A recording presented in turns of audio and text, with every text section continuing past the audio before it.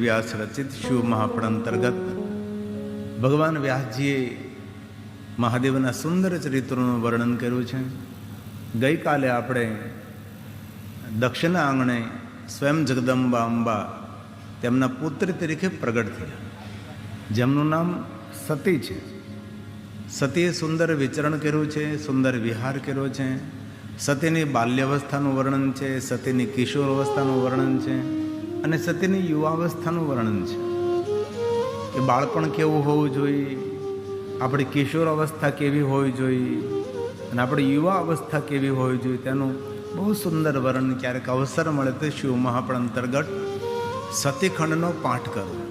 અને જે દીકરીઓની સગાઈ નથી થઈ એવી દીકરીઓએ એકવાર તો સતીખંડનું પારણ કરી લેવું જોઈએ. અને જે દીકરીઓની સગાઈ થઈ ચૂકી છે અને જેના લગ્ન થવાના બાકી છે અને પાર્વતી ખંડનો પાઠ કરવો.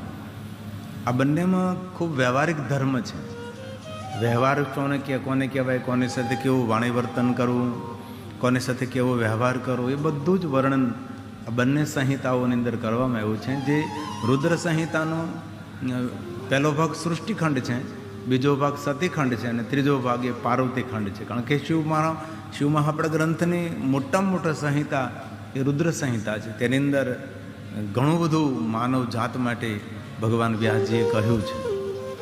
તો સુંદર વિચરણ કર્યું છે. ઇત્થમ વિહારે રુચિ, આપણી રુચિ અનુસાર દક્ષપુત્રી સતીએ સુંદર વિચરણ કર્યું છે. એક શ્લોકમાં સતીના જીવન ચરિત્રનું સુંદર વર્ણન કર્યું છે. ઇત્થમ વિહારે રુચિરે કૌમાર્યે ભક્તવત્સલા જહાવસ્થા કૌમારી સ્વેચ્છાદૃત નરાકૃતિ સ્વેચ્છાદૃત નરાકૃતિ. સતી એક મનુષ્યનું રૂપ લઈને ધરતી પર આવ્યા છે. કોઈ વિશેષ લક્ષણ નથી અને પોતાની રુચિ અનુસાર સુંદર વિચરણ કર્યું છે. પણ શ્રેષ્ઠ ગુણ તો ભગવાન વ્યાસે એ વર્ણવ્યો છે કે સતી બાલ્યાવસ્થાથી મહાદેવના પરમ ભક્ત છે. સતીને કોઈ માર્ગદર્શન ન કર્યું કે તમે મહાદેવની ભક્તિ કરો, તો સ્વયંભૂ મહાદેવના ભક્ત છે. સતી માટે તો આપણે શું કહી શકીએ, કારણ કે સાક્ષાત એ તો જગદંબા છે. એના માટે તો આપણે અને બીજું કાંઈ વિચારી પણ ન શકીએ. પણ ભગવાન વિષ્ણુજી શિવ મહાપણ ગ્રંથમાં કહ્યું છે કે કોઈના આંગણે સ્વયંભૂ જ્યારે મહાદેવનું ભક્ત બાળક જન્મે ત્યારે પરિવારજનોએ સમજી જવું જોઈએ કે આ બાળક કોઈ સામાન્ય બાળક નથી. કોઈ પણ પરિવાર, કોઈ પણ જાતિના, કોઈ પણ જ્ઞાતિના, જ્યારે એ પરિવારમાં સ્વયંભૂ મહાદેવનું ભક્ત બાળક જન્મ લે છે ત્યારે પરિવારજનોએ ખૂબ યાદ રાખવું આ બાળક કોઈ સામાન્ય બાળક નથી. પૂર્વજન્મના બહુ જ પુણ્યકર્મ કરીને આવેલું બાળક છે અને આ બાળક પૂરી પેઢીનો ઉદ્ધાર કરવા માટે આવેલું છે અને પૂરા પરિવારનું મંગલ અને કલ્યાણ કરવા માટે આવેલું છે. આ બાળક પૂરા પરિવારનું ભાગ્ય ખોલવા માટે આવેલું છે, એવું પરિવારજનોએ સમજી લેવું જોઈએ. કોઈ પણ પરિવારની અંદર આવો સ્વયંભૂ મહાદેવનું ભક્ત બાળક જન્મે. એવા અનેક બાળકોને મેં પણ જોયા છે કે જે સ્વયંભૂ મહાદેવના ભક્ત હોય. અરે માતા પિતાને લઈને ભગવાનની કથામાં આવે અને માતા પિતા કહે કે અમારે તો કોઈ કથામાં આવવાની રુચિ નહીં હતું, પણ આ બાળક એટલું બધું હઠ પકડીને બેઠું હતું કે મહાદેવની કથા સાંભળવી છે, મહાદેવની કથા સાંભળવી છે. તેથી ક્યારેય પણ કોઈ પરિવારની અંદર સ્વયંભૂ ભગવાન મહાદેવનું ભક્ત બાળક જન્મે ત્યારે સમજી લેવું જોઈએ કે આ બાળક કોઈ અવતારી બાળક છે, કોઈ બહુ જ પુણ્યમ લઈને આ બાળકનો જન્મ થયો છે.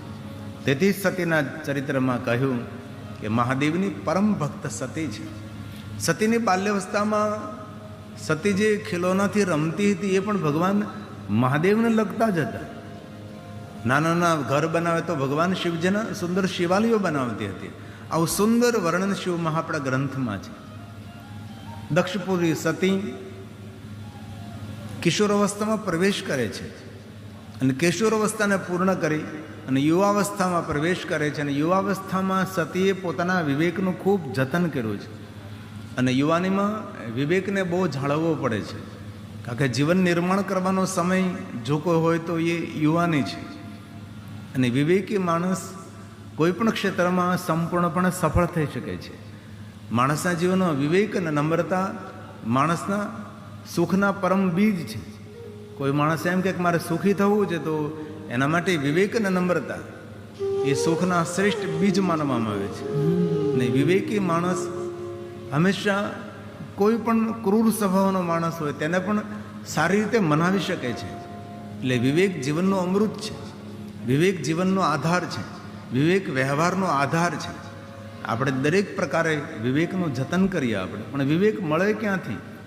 સ્વાધ્યાયથી, ધર્મ ગ્રંથોથી, મહાપુરુષના સંગથી, સત્સંગથી. રામચરિત માનસમાં તુલસીએ કહ્યું કે સત્સંગ અન્ય જગ્યાએથી ન મળે. સત્સંગ તો હંમેશા, વિવેક અન્ય જગ્યાએથી ન મળે. હંમેશા વિવેક તો સત્સંગમાંથી જ મળે છે. બિનું સત્સંગ વિવેક ન હોય. આ તુલસીના શ્રેષ્ઠ વચનો છે કે જ્યાં સુધી માણસના જીવનમાં સત્સંગ ન હોય, જ્યાં સુધી માણસના જીવનમાં શાસ્ત્ર અધ્યયન ન હોય, જ્યાં સુધી માણસ ધર્મગ્રંથોનો સંગ ન કરે, ત્યાં સુધી માણસના જીવનમાં વિવેક નથી આપતો. જ્યારે વિવેક આવે છે ત્યારે માણસની દિન પ્રતિદિન પ્રગતિઓ થવા લાગે છે, લોક ચાહના વધવા લાગે છે, લોકપ્રિયતા વધવા લાગે છે, એક પછી એક સુખના દ્વાર ખુલવા લાગે છે.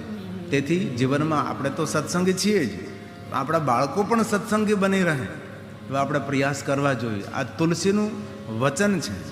બીનું સત્સંગ વિવેક. રામચરિત માનસ તુલસીએ તો સ્પષ્ટ કહી દીધું કે સત્સંગ વગર કોઈ માણસના જીવનમાં વિવેક આવતો જ નથી. આપણે તો કેટલા ભાગ્યશાળી છે કે આપણે નિરંતર ભગવાનના સત્સંગમાં રહીએ છીએ. હું સાચું કહું છું, આજે મને બહુ એટલી બધી અપેક્ષા નહીં હતી કે સવારમાં એટલી મોટી સંખ્યામાં તમે ભાઈઓ બહેનો કથામાં ઉપસ્થિત રહેશો. પણ ખરેખર હૃદયથી મારા પ્રણામ. એટલી મોટી સંખ્યામાં આપ સૌ ભગવાનની કથામાં ઉપસ્થિત રહ્યા છો. આટલી બધી સ્પષ્ટ તમને જે થોટવાળી જે જોરથી હું કથા ભગવાનની જે સંભળાવું છું, રીતે સંભળાવી પણ શકતો નથી. તો તમે કથાના પ્રેમને કારણે આપ સૌ કથામાં ઉપસ્થિત રહ્યા છો. કારણ કે કથાનો એક લહેકો અલગ હોય છે. અમારો કથા એક બોડી લેંગ્વેજ સાથે, અભિનય સાથે ભગવાનની કથા થતી હોય છે. કથાનો એક થોટ હોય છે, એક શબ્દોનો એક મારો હોય છે, એક શબ્દોની માયાજાળ પણ હોઈ શકે છે. પણ એ બધું થઈ શકતું નથી. પણ તો પણ તમે ભગવાન તરફ પ્રેમને કારણે આપ સૌ સવારમાં એટલી મોટી સંખ્યામાં, અને આ મહાનગરમાં આટલી મોટી સંખ્યામાં તમે સૌ ઉપસ્થિત રહ્યા એ બદલ દશરથભાઈ વતી અને મારા પરમ શિવ ભક્ત ભારતીબેન વતી, જીલ વતી ખૂબ હૃદયથી આપ સૌને મારા પ્રણામ અને ખૂબ હૃદયથી ધન્યવાદ આપું છું. તેથી સત્સંગ એ મહાદેવના આશીર્વાદ છે. સત્સંગ એ જીવનનું અમૃત છે. સત્સંગ એ જીવનનો આધાર છે. જે માણસ પાસે સત્સંગ નથી એ માણસ સાચા અર્થમાં નિરાધાર છે. માતા પિતાની છત્રછાયા ન હોય તેને નિરાધાર કહેવાય, ઘર ન હોય તેને નિરાધાર કહેવાય. પણ સાચા અર્થમાં જો શાસ્ત્રની ભાષામાં આપણે કહીએ તો જેના જીવનમાં સત્સંગ નથી એ જ આધાર વગરનો માણસ છે. સત્સંગ આપણો આધાર છે, સત્સંગ આપણું કવચ છે. તેથી આ તુલસીજીના શબ્દો છે. બીનું સત્સંગ વિવેક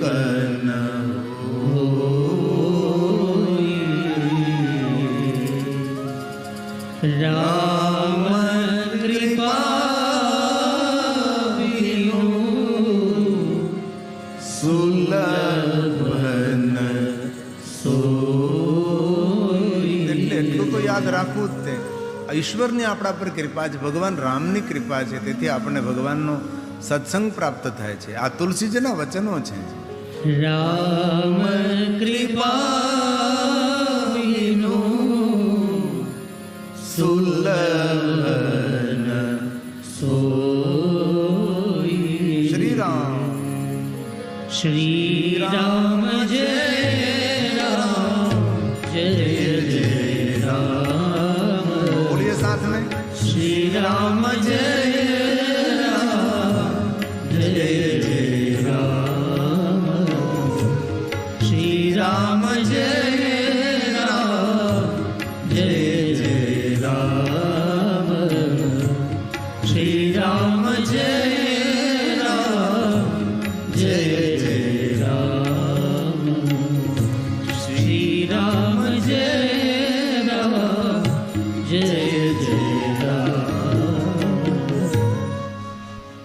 સતીના જીવનમાં વિશેષતા એ છે ધીરતે નરાકૃતિ, એક માનવ જેવી આકૃતિ લઈને સતી આ ધરતી પર વિચરણ કરે છે.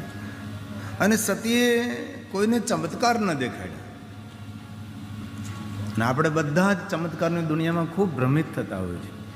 અને ખૂબ યાદ રાખો, આ દુનિયા ચમત્કારોથી નથી ચાલતી, આ દુનિયા આવિષ્કારથી ચાલે છે. આપણા જેવા દરેક બુદ્ધિજીવી માણસોએ સુંદર સુંદર આવિષ્કાર કર્યા છે. પહેલાં પણ મેં કહ્યું હતું કે આ કોઈ મહેનત કરી છે જેથી આપણે લાઇટ મળી, માઇક મળ્યા, કેમેરા મળ્યા, ટેલિવિઝન મળ્યું, મોબાઈલ ફોન મળ્યા. ક્યાં કારણે? કારણ કે આપણે કોઈને કોઈ રીતે આપણે તેના પાછળ પુરુષાર્થ કર્યો અને આવિષ્કાર થયા. તેથી ચમત્કારોથી ખૂબ દૂર રહેવું. સતીના જીવન ચરિત્રમાં કોઈ પણ જગ્યાએ નાનકડા સરખા પણ ચમત્કારની વાત નથી. રીતે નરાકૃતિ, એક માનવ જેવું રૂપ લઈને સતીએ સુંદર જીવન જીવી અને જગતને સંદેશ આપ્યો છે. હવે સતી યુવાન છે. નગરમાં સતી વિચરણ કરવા માટે નીકળે છે તો નગરના લોકો બહુ સતીને માન સન્માનથી પ્રણામ કરે છે. આવું સુંદર જીવન ચરિત્ર સતીનું છે. અને મહાદેવની પરમ ભક્ત છે. સતી માતા વીરણીને કહે છે, માં તું તો જાણે છે ને હું મહાદેવની પરમ ભક્ત છું. હા બેટા, પણ માં મારે તને કંઈ પૂછવું છે. બેટા પૂછી શકે છે. ભગવાન મહાદેવને મારે મળવું હોય તો મારે શું કરવું પડે?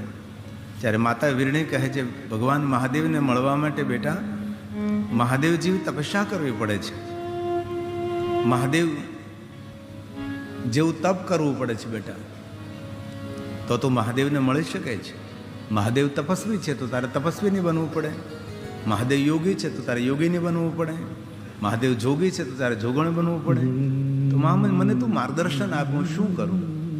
ત્યારે માતા વીરણી સ્વયં સતીને સુંદર માર્ગદર્શન કરે છે અને સતી ઘનઘોર જંગલમાં તપ કરવા માટે તૈયાર થાય છે. દક્ષ મહારાજ આજ્ઞા આપે છે અને સતી પોતાની યુવા અવસ્થામાં હિમાલય પહાડોની કંદરામાં તપ કરવા માટે જાય છે. અને સતીના તપનું ખૂબ મોટું વર્ણન છે કે સતી કેવું કઠિન તપ કર્યું છે. પહેલાં તો સતી ફલ ખાઈને પોતાના શરીરની રક્ષા કરતી હતી. ધીમે ધીમે સતીએ ફલનો પણ ત્યાગ કર્યો છે. લીલા પર્ણો ખાય છે, શરીરની રક્ષા કરે છે. લીલા પર્ણનો ત્યાગ કર્યો. સૂકા પર્ણો ખાય છે, ધીરે ધીરે સૂકા પર્ણનો પણ ત્યાગ કર્યો છે. જલ પી અને શરીરની રક્ષા કરે છે અને મહાદેવનું આરાધન કરે છે. ધીરે ધીરે સતીએ જલનો પણ ત્યાગ કરી દીધો છે. આ તપના સ્ટેપ છે. કોઈ પણ માણસ તપ માર્ગમાં પ્રવેશ કરે ને તેને ધીરે ધીરે ધીરે આ રીતે શરીર સાથે શરીરને કેળવવું પડે છે. અને પછી તો સિર્ફ પ્રાણવાયુ લે છે અને પ્રાણને સ્તંભી અને પ્રાણને રોકી અને ભગવાન મહાદેવનું આરાધન કરે છે. આવું સતીએ કઠિન મહાદેવનું આરાધન કર્યું છે. અને સતીએ આ માક્ષર માસની અંદર વિશેષ પ્રકારે મહાદેવની ઉપાસના કરી છે. અને ભગવાન મહાદેવજી સ્વયં માક્ષર માસની અંદર સતીને મળ્યા છે. તેથી પવિત્ર શ્રાવણ માસની બરાબરી કરનારો કોઈ મહિનો હોય તો માક્ષર માસ છે. ઘણીવાર આપણે પવિત્ર શ્રાવણ માસમાં કોઈ અનુષ્ઠાન ઉપાસના ન કરી શકીએ, પણ આ માક્ષર માસ એ કોઈ સામાન્ય મહિનો નથી. માક્ષર માસ એ પવિત્ર શ્રાવણ માસની બરાબરી કરનારો મહિનો છે. આ મહિનામાં વિશેષ પ્રકારે પંચાક્ષર મંત્રનું 5 લાખ મંત્રનું અનુષ્ઠાન કરવું જોઈએ. અને અનેક એવા ભક્તો છે, મેં જોયા છે કે આ માક્ષર માસની અંદર તીર્થોમાં જતા રહે અને તીર્થોમાં રહી અને નિવાસ કરે તીર્થમાં, અને 1 મહિનામાં પંચાક્ષર મંત્ર ઓમ નમઃ શિવાયનું 5 લાખ મંત્રનું અનુષ્ઠાન કરે છે. એ મંત્ર સિદ્ધિ આપવા માટે કાર્યરત બની જાય છે. તો સતી આવું કઠિન તપ કરે છે. અને સતીના તપના પ્રભાવથી દેવતાઓ સતીનો જય જયકાર કરવા લાગે છે. અને જય જયકાર ભગવાન મહાદેવ સાંભળે છે. અને ભગવાન સ્વયં મહાદેવજી કૈલાસને છોડીને જ્યાં હિમાલય પહાડોની કંદરામાં સતી તપ કરતા હતા ત્યાં મહાદેવજી પધારે છે. દૂરથી શંકર ભગવાન જોવે છે. વાઘ, વરુ, સિંહ, દીપ ભયંકર હિંસક પ્રાણીઓની વચ્ચે બેસીને સતી ભગવાન મહાદેવનું આરાધન કરે છે. કારણ કે પ્રેમ તપનો એક પ્રભાવ છે, જ્યાં પ્રેમની પ્રકૃતિ એ હંમેશા પ્રેમાળ બની જતી હોય છે. તેથી એકબીજા કોઈ શિકાર નથી કરતા, એક સાથે બધા જ રહે છે અને સતી ભગવાન મહાદેવનું આરાધન કરે છે. આવું સતીનું તપ જોઈને ભગવાન મહાદેવજી બહુ જ પ્રસન્ન છે અને સતી ભગવાન શિવનું કઠિન આરાધન કરી રહ્યા છે. દૂરથી જોયું મહાદેવજીએ તો થોડી વાર તો શિવજીને એમ થયું કે સતીને દર્શન આપું અને સતી જે વરદાન માગે એ બધા જ વરદાન હું સતીને આપું. પણ ભગવાન શિવને થયું કે સતી તપસ્યા તો કરે છે, પણ થોડી તેની પરીક્ષા કરી લઉં હું. મહાદેવજી એક વૃદ્ધ સાધુનું રૂપ લે છે, એકદમ દિવ્ય મૂર્તિ, વયોવૃદ્ધ એક સાધુ બને છે અને ભગવાન સ્વયં શિવજી સતીની સામે આવે છે અને કહે છે ભિક્ષાન દે. સતીને થયું કે અહીંયા કોઈ દી માણસનો કોઈ અવાજ નથી સાંભળ્યો અને આજે ભિક્ષા લેવા માટે કોણ આવ્યું છે. જોયું તો કોઈ દિવ્ય મૂર્તિ છે, અતિ તેજસ્વી મૂર્તિ છે, વયોવૃદ્ધ છે, ભિક્ષા લેવા માટે આવ્યા છે.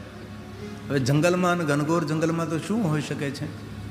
પોતાની પાસે ફળ હતા, એ સતી ઊભા થઈ અને ઉત્સાહપૂર્વક આપવા જાય છે કે લ્યો આ ફળનો સ્વીકાર કરો. જ્યારે વયોવૃદ્ધ સાધુ મૂર્તિ પૂછવા લાગે છે કે આપ કોણ છો. સતી પોતાની ઓળખાણ આપે છે કે હું પ્રજેશ દક્ષ મહારાજની પુત્રી છું, મારું નામ સતી છે અને મહાદેવનું આરાધન કરું છું. શિવનું આરાધન એટલા માટે કરું છું કે જન્મ કોટી લગે રગર મારી બંદવ શંભો નતા રહવ કુમારી.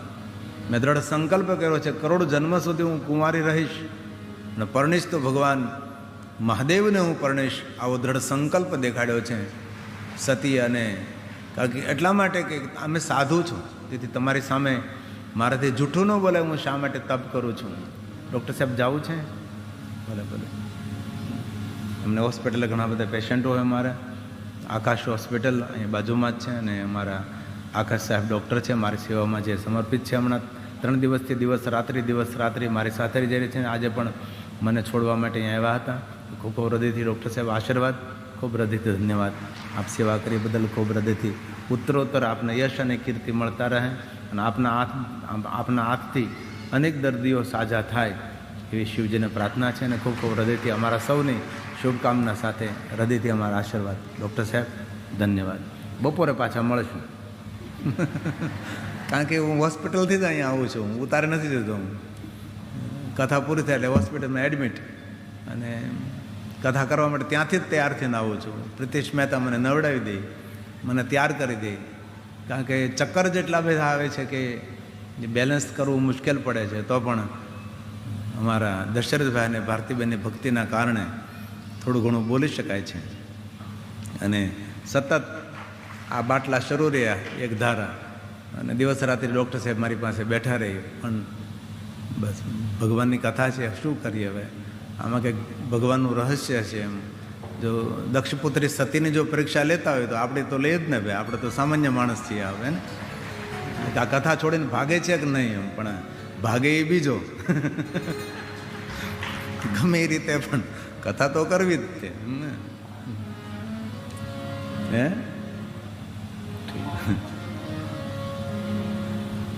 દરેક માણસના જીવનમાં એવો અવસર આવે. અને એક વાત ખાસ, પંચાક્ષર મંત્રના જાપ ન કરી શકો, પંચાક્ષર સ્તોત્રનો રોજ પાઠ કરો. એ આપણને હંમેશા ઉત્સાહ આપે, આનંદ આપે અને બળ આપે છે. આદિ જગદગુરુ શંકરાચાર્ય મહારાજનું રચિત સ્તોત્ર છે.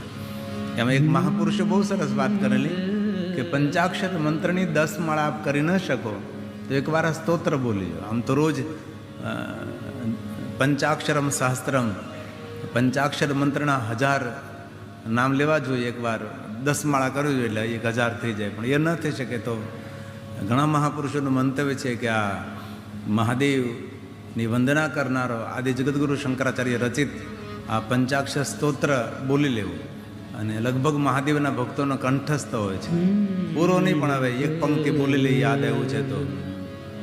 નાગેન્દ્રહારાય ત્રિલોચનાય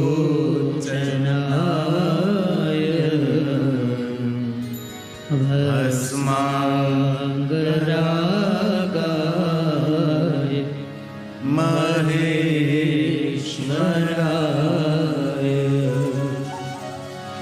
નિત્યાય શુદ્ધાય દિગંબરાય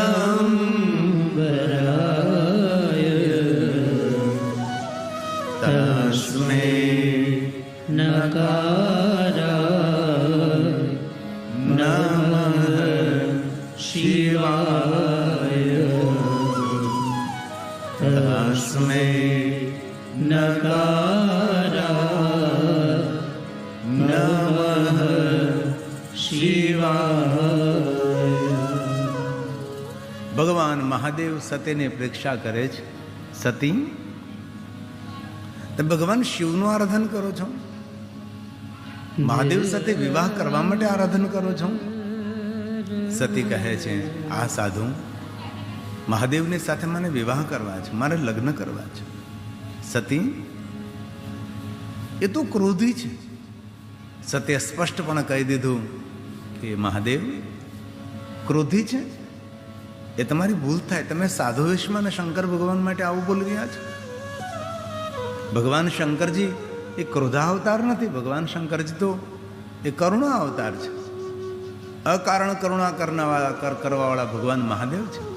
અને આપણે રોજ બોલીએ કર્પૂર ગૌરમ કરુણા અવતારમ. ક્રોધાવતાર આપણે નથી બોલતા. આપણે હંમેશા ભગવાનને કહીએ છીએ કરુણા અવતાર છે ભગવાન. અકારણ કરુણા કરવાવાળા છે ભગવાન શિવ છે. એ અમારી એક સુંદર સ્તુતિ છે. હે કરુણેશ્વર, હે કરુણાકર. કોઈ કારણ ન હોય તો પણ ભક્તો પર કરુણા કરનારા એવા મહાદેવ છે.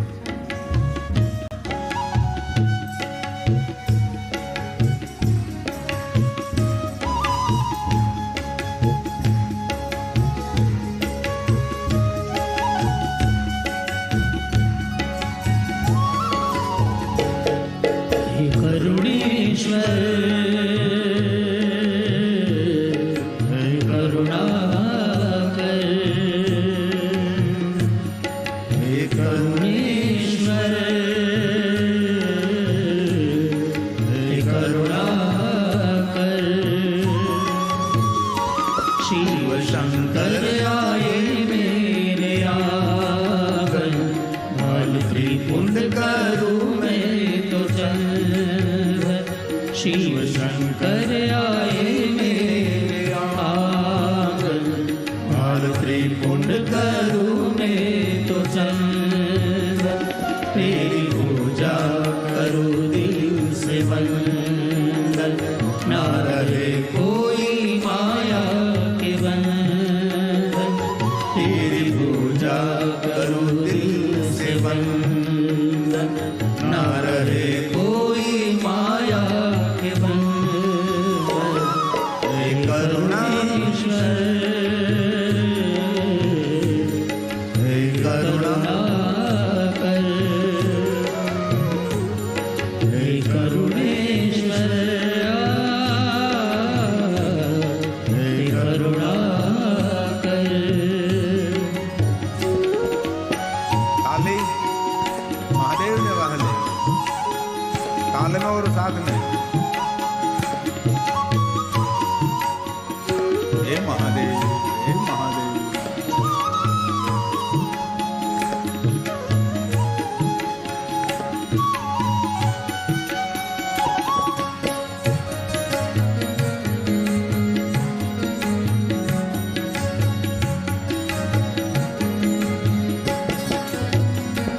शिव खुशियों से पुष्प चढ़ाओ, मेरे आंगन में रंगो पुराओ. हे महादेव, हे महादेव, हे महादेव. शिव खुशियों से पुष्प चढ़ाओ, मेरे आंगन में रंगो पुराओ. हर घर में तो तोरण बंधाओ, भोग नैवेद्य पकवान धराओ. हर घर में तो तोरण बंधाओ, भोग नैवेद्य पकवान धराओ.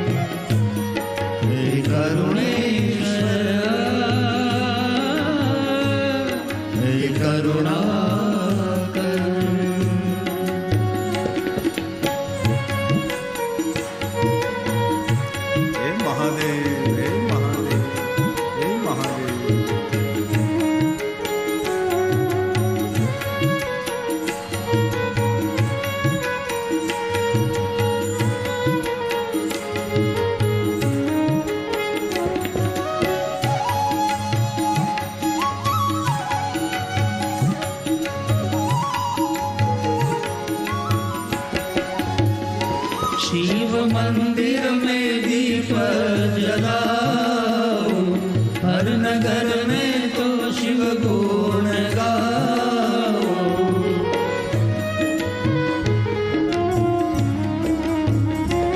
शिव मंदिर में दीप जलाओ, हर नगर में तो शिव गुण गाओ। दीपमाला के दर्शन में पाओ, धन्य धन्य में पावन हो जाओ। दीपमाला के दर्शन में पाओ, धन्य धन्य में पावन हो जाओ। हे करुणेश्वर, हे करुणाकर, हे करुणेश्वर, हे करुणाकर।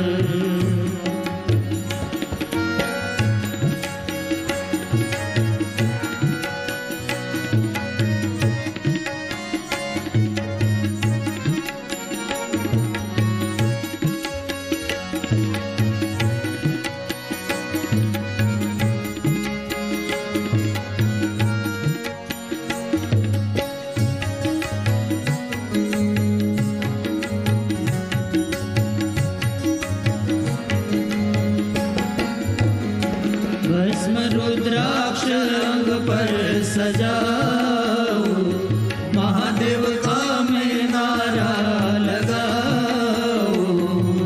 जय महादेव, जय महादेव, जय महादेव। भस्म रुद्राक्ष अंग पर सजाओ, महादेव का में नारा लगाओ। हरदम गिरि गुण लावे गाओ, शिव शरणों में शीश झुकाओ। हरदम गिरि गुण लावे गाओ, शिव शरणों में शीश झुकाओ। हे करुणेश्वर, हे करुणाकर, हे करुणेश्वर,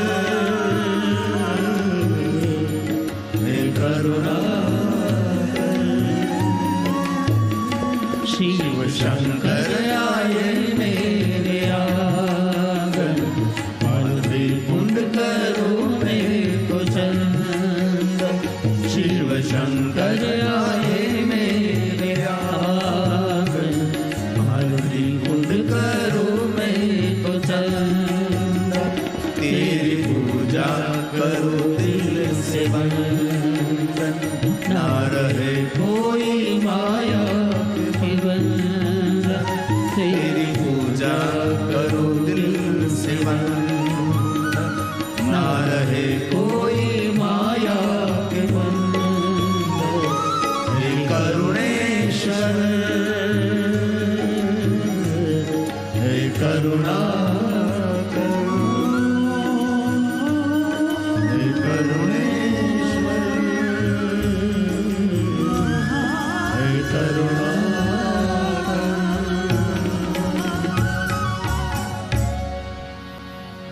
ભગવાન મહાદેવ સાધુના વેશમાં સતીની ભક્તિની પરીક્ષા કરે છે.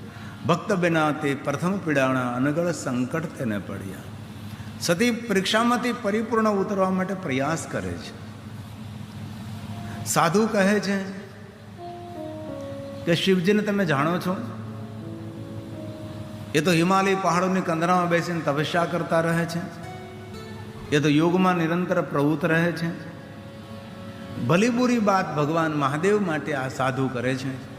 ત્યારે સતીએ કહ્યું છે, એ સાધુ, વિશેષ તો તમને શું કહી શકું, પણ તમે જોવામાં તમારો સાધુ વેશ છે, પણ તમારા પ્રવચનો પરથી એવું લાગે છે કે મેં ભગવાન મહાદેવના વિરોધી છું. ભગવાન શિવ માટે આવા શબ્દો શા માટે બોલો છો, જેના દ્વારા સુંદર જગતની રચના થઈ છે, જે જગતના આધાર સ્વરૂપ ભગવાન શિવ છે, તમે શા માટે ભગવાન શિવની નિંદા કરો છો? એ સાધુ, વધારે તો તમને ન કહી શકું, પરંતુ ન કેવલમ ભવેત પાપમ નિંદા કરતું. જે મહાદેવની નિંદા કરનારો એ તો પાપી છે સાધુ, પણ મહાદેવની જે નિંદા સાંભળે છે એ પણ મહાપાપી છે. તેથી શિવની નિંદા કરવી એ તો પાપ છે જ, પણ સાંભળવી એ તો મોટું પાપ છે. આ સતી બોલે છે ન કેવલમ ન કેવલમ ભવે પાપમ નિંદા કર્તુ શિવસ્ય હિ યો વે શૃણોતિ તનિંદા પાપ ભક્ષ ભવેદિહ પાપ ભક્ષ ભવેદિહ. તેથી તમે તો પાપમાં પડી રહ્યા છો, મને શા માટે પાપમાં લઈ જાઓ છો? શિવ મહાપડ ગ્રંથમાં કહ્યું, ભૂલથી 3 પાપ ન કરવા. શિવ દ્રવ્ય અપહરણમ, શિવ નિંદા ચ કૃતચિતમ. કોઈ દી શિવ દ્રવ્યનું હરણ ન કરો અને ભગવાન મહાદેવને સ્વયંની નિંદા ન કરવી. નિંદા તો શિવ ભક્તાના, મહાદેવના જે ભક્તો હોય એમને ભૂલથી પણ નિંદા ન કરી. એના માટે કહ્યું છે, એના પ્રાયશ્ચિત માટે કોઈ વિધિ છે જ નહીં, એના માટે શુદ્ધિ માટે કોઈ નિવારણ છે જ નહીં. એ 3 પાપનું બહુ વિસ્તૃત વર્ણન કર્યું છે. પહેલું પાપ છે શિવ દ્રવ્યાપહરણમ, શિવનું દ્રવ્યનું કોઈ દી હરણ ન કરવું, શિવ દ્રવ્યની ચોરી ન કરવી. અને બીજું શિવ નિંદા ચ કૃતચિત, અને ત્રીજું નિંદા ચ શિવ ભક્તાનાં પ્રાયશ્રિતેન શુદ્ધયતિ પ્રાયશ્રિતેન શુદ્ધયતિ. એનું કોઈ પ્રાશ્ચિત નથી. આમ તો સુખી થવું હોય તો સગા સંબંધી કુટુંબ પરિવારની પણ નિંદા ન કરવી. કારણ કે નિંદા સમાન કોઈ પાપ નથી અને સત્સંગ સમાન કોઈ પુણ્ય નથી. કોઈને આપણે નિંદા કરીએ ત્યારે એના જેવું મોટું એક પાપ નથી. અને જ્યારે સત્સંગ કરીએ છીએ, ભગવાનની કથાઓનું શ્રવણ કરીએ છીએ, ધર્મશાસ્ત્રનું અધ્યયન કરીએ છીએ, એના જેવું કોઈ મોટું પુણ્ય નથી. તેથી દ્રઢ સંકલ્પ આપણે સવે કરવાનો છે, કોઈની નિંદા કરવી તો નહીં, પણ કોઈની નિંદા આપણે સાંભળવી નહીં. નિંદાનો અર્થ એવો થાય છે, નિંદા એટલે કોઈની અનુપસ્થિતિમાં તેની ગંદી ગંદી વાતો કરવી, કોઈની અનુપસ્થિતિમાં તેના છિદ્રો ખોલવા, અને કહેવાય છે નિંદા. તો ડાયા માણસો હંમેશા કોઈની નિંદા નથી કરતા, કોઈના માટે ખરાબ નથી બોલતા. આપણે પણ ભગવાનની કથા સાંભળ્યા પછી આપણે જપ તપ સાધના અનુષ્ઠાન ઉપાસના આપણાથી થઈ શકે નહીં થઈ શકે કોઈ વાંધો નહીં, પણ દ્રઢ સંકલ્પ કરવાનો છે કે આપણે સગા સંબંધી પરિવારજનોની તો નિંદા ન કરવી, પણ સુખી થવું હોય તો જેની સાથે મન દુઃખ થયું છે તેની પણ નિંદા ન કરવી. સુખી થવું હોય તો જેની સાથે દુશ્મનાવટ છે, આપણે જેની સાથે અણબનાવ છે તેની ભૂલથી પણ નિંદા ન કરવી. કારણ કે નિંદા જેવું એક દુનિયામાં પાપ નથી. તેથી સતી સ્વયં કહે છે કે હે સાધુ, તમે તો સાધુ વેશમાં છો, શા માટે તમે નિંદા કરો છો? તમે મૌન થઈ જાઓ. ત્યારે સાધુ હંમેશા શિવજીની નિંદા કરતા રહે છે. હવે સતીને થયું કે આમના હું જો નિંદા સાંભળતી રહીશ તો મારા પણ પુણ્યનો ક્ષય થઈ જશે, હવે હું શું કરું? ત્યારે સતીએ નિર્ણય લીધો કે આ સ્થાન છોડીને હું અન્ય સ્થાન પર જતી રહું. અને એ સતી પોતાનું જે તપસ્થાન છે છોડી અન્ય સ્થાને જવાની તૈયારી કરે છે. સતી એક કદમ ભરે છે, સતી બીજું ડગલું ભરે છે. સતીએ જે સાડી પહેરી હતી, સાડીનો છેડો થોડો ખેંચાયેલો જોયો તો સતીને એમ થયું કે કોઈ ઝાંખરામાં કોઈ કાંટામાં આ સાડીનો છેડો કોઈ જગ્યાએ ભરાઈ ગયો લાગે છે. તો સતીએ જતાં જતાં પાછું ફરીને જોયું તો ભગવાન સ્વયં મહાદેવજી સતીને સાડીનો છેડો પકડી અને ભગવાન ઊભા છે. ભગવાન મૂળ રૂપમાં સતીને દર્શન આપે છે. ત્યારે સતી હાથ જોડીને ભગવાનને પ્રણામ કરે છે અને કહે છે કે હે ભગવાન, આપ મારી ભક્તિની પરીક્ષા કરી રહ્યા હતા. આ સતી જે ભક્તિ કરે, જે સાધના ઉપાસના કરે છે તેને જરૂર પરીક્ષાઓ થાય છે. હવે મહાદેવ કહે છે કે સતી, આપના મનમાં જે કાંઈ ઈચ્છા છે એ અવસર આવતા પૂર્ણ થશે. એવું નથી કહ્યું કે અત્યારે પૂર્ણ થશે. તેના માટે અવસરની રાહ જોવી પડે. થોડું ધૈર્ય રાખજો. તમારા મનમાં જે કાંઈ ઈચ્છા છે એ ભગવાન મહાદેવ કહે છે હું પૂર્ણ કરીશ. તો કે સતીના મનમાં એક જ ઈચ્છા હતી કે સતી મહાદેવ સાથે વિવાહ કરવા માગતા હતા. અહીં કેટલી સુંદર કથા છે. સતીએ કાંઈ માગ્યું નથી, તો પણ ભગવાન મહાદેવે વરદાન આપ્યા છે. અને જ્યાં જ્યાં શંકર ભગવાન પ્રગટ થયા ત્યાં ભગવાન મહાદેવ પાસે માગવું નથી પડતું. માગ્યા વગર મહાદેવજી બધા જ વરદાનો આપે છે. એવા ભગવાન શિવ છે. અને અંતે સતીનું તપ પૂર્ણ થાય છે. અને સતી પોતાનું તપ પૂર્ણ કરી પ્રજેશ નગર તરફ આવે છે. અને ભગવાન મહાદેવ સ્વયં કૈલાસમાં જાય છે. અહીંયા સતી વીરણીને કહે છે કે માં, મહાદેવજી મારા પર પ્રસન્ન થયા છે અને ભગવાન સ્વયં શિવજી મારી સાથે વિવાહ કરવા માટે ભગવાને મને વરદાન આપ્યું છે. નગરમાં સૌએ સત્યનું સ્વાગત કર્યું છે, માન સન્માન બહુમાન કર્યું છે. નગરમાં મોટા મોટા ઉત્સવો થવા લાગ્યા છે.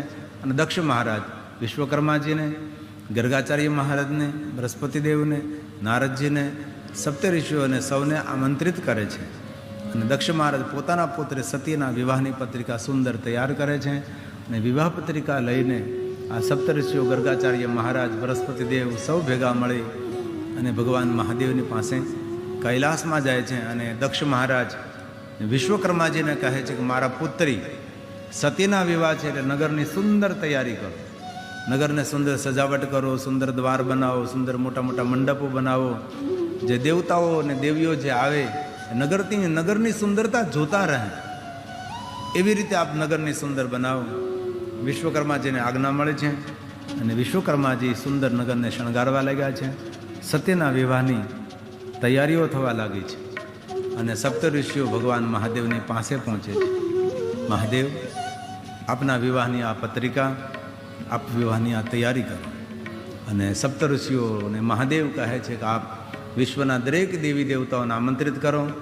સુંદર રીતે શણગાર કરી અને સુંદર રીતે તૈયાર થઈ અને કૈલાસમાં સૌ આવે. અને ભગવાન મહાદેવના વિવાહમાં વિશ્વના દરેક દેવી દેવતાઓ સુંદર રીતે શણગાર કરી અને કૈલાસમાં પધારવા લાગ્યા છે. ઇન્દ્ર ઇન્દ્રાણી આવે છે, બ્રહ્મા બ્રહ્મણી આવે છે, વિષ્ણુ લક્ષ્મી આવે છે, વરુણ કુબેર આદિ આદિ દેવતાઓ કૈલાસમાં પધાર્યા છે.